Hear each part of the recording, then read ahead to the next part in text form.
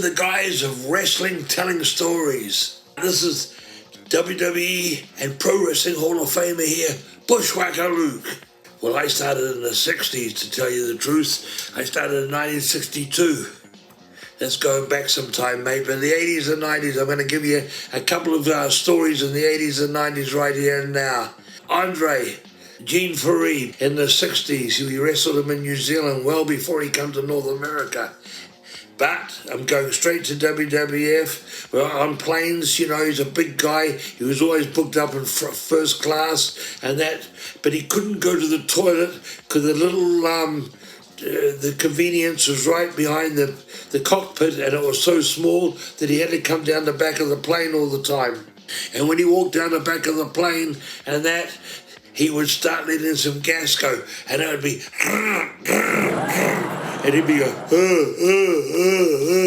laughing. He'd come back, go down to the back of that, and they'd pull the curtains across the back of that, and I guess they gave him a bucket. I don't think he could get into the toilets in the back of the plane. Give him a bucket to do a thing. Anyhow, coming back up to the front of the plane, he would come back up, and all the people on the plane would be like this.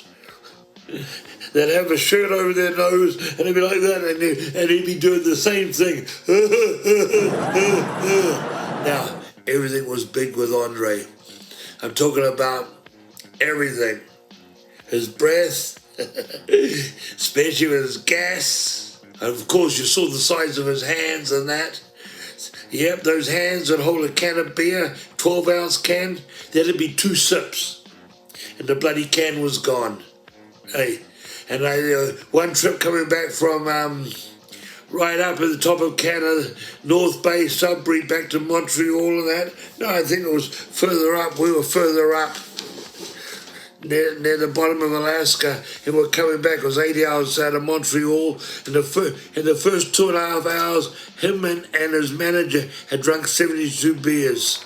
We had to stop to get more beers. Boy, he was a drinker. Anyhow, another story. Now, this is going back in the 80s when I was booking for Joe Blanchard in Southwest Championship Wrestling. That was Tully Blanchard's father's, in a place called Odessa, way out West Texas and that. And we had a hell of a crew. And the match before, I think it was Manny and Dick Murdoch, Manny Fernandez and Dick Murdoch. A redneck and a Mexican. That's the right people to have in Texas. And we were the sheep herders, you know, the violent bad boys. Anyhow, Adrian Street and Al Perez had been on before us. And Adrian had come back from his match, and he was sitting down on a chair, and then the first thing he'd do, he'd get Linda to take the bows out of his hair. He'd have 2 little ponytails sticking up in his hair.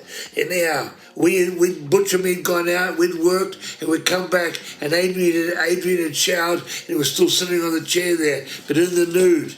And as we come back in, he pulled up his John Thomas, which is penis, and it says to Butch, "Speak in the mic." And that just is a joke, you know, speaking the mic.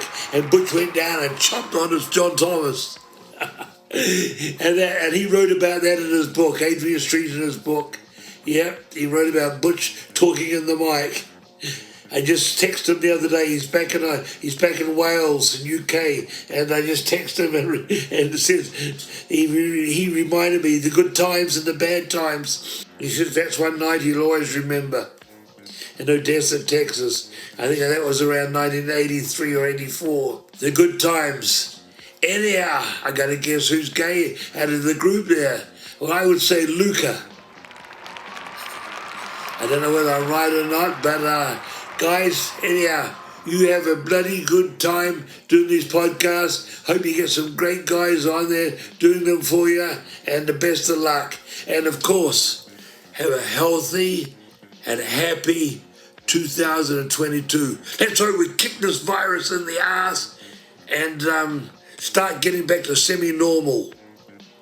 Hope to see you guys down the road. I don't even know what town you're in or what area you're in, but I hope to catch you one day, because I'm around the country all the time doing wrestling conventions, comic conventions, independent wrestling shows. So if you see my Facebook or Instagram where I am, come and see me, guys. And you had the Bushwhackers saying, I'm out. Whoa!